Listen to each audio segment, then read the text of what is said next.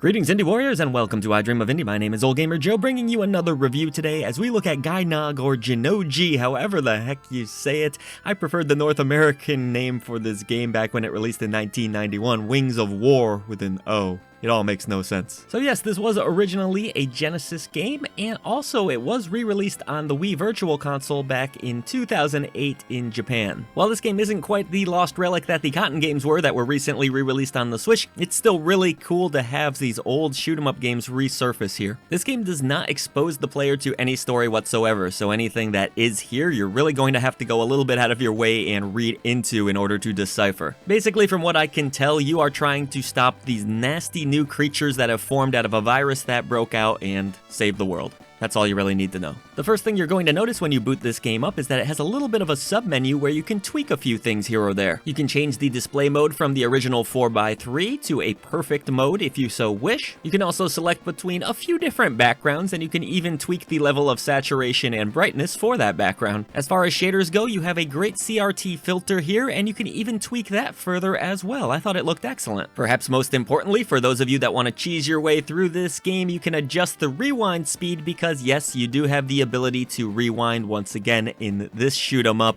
so that you can avoid taking damage and just survive for as long as possible, and probably for a lot of you complete this game for the first time. So then once you are finally into the main Gynoug menu, you can tweak the difficulty of the game if you so wish, mess around with the sound test, which I always really appreciate, and hop into the action where you'll be able to learn the very basic controls of this title. Really not a lot to learn here though. You have your normal shot with the B button, you can do a magical shot with the Y button. You will get different magical abilities as you progress through these levels, and you can select between the different magics by hitting the ZL button. The rewind feature is attached to L. That's really about it. I found that the game played pretty solid actually, a lot like any other retro shooter with that magic ability mechanic thrown in there that really does mix things up a bit. You can shoot certain magics upward or to the side or all over the screen really. They all react a little bit differently. I thought that was what helped this game to stand out a little bit, alongside the really crazy, wild looking creatures that are full of this virus that you'll come across. Some of these abominations are so disturbing they reminded me of the cover of a Tool album or something like that. Maybe Maynard James Keenan loved this game. Gynoug, as you might have suspected, is a very challenging game, especially if you aren't using that rewind feature, so for those of you that love mastering shoot 'em ups, well then you're in for a treat here. There are plenty of bullets flung your way,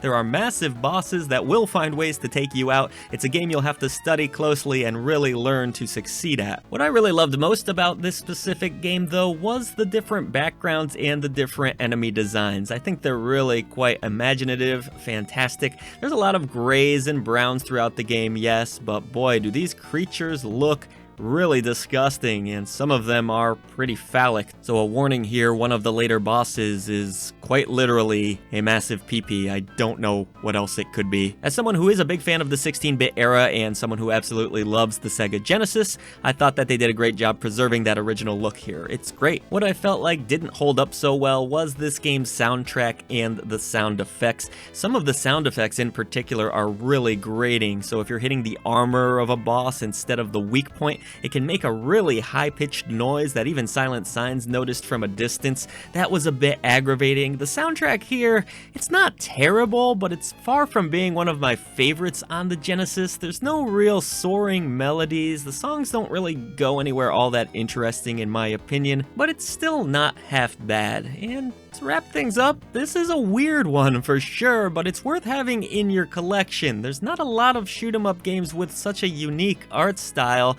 and I like the use of the different magical abilities that you pick up. It's a good playing game. I enjoyed the look of it. The nice little touches around the edges that they've added to this port of the game are certainly welcome. I always love the rewind feature, of course, as someone that's not great at these games. So yeah, if you're looking to add yet another shooter to your Switch and you happen to love the Genesis, or this is just a game that you've been itching to get in your collection one way or another, definitely check this one out. The price is right and it's a fun game. Just be prepared for some pretty gnarly art.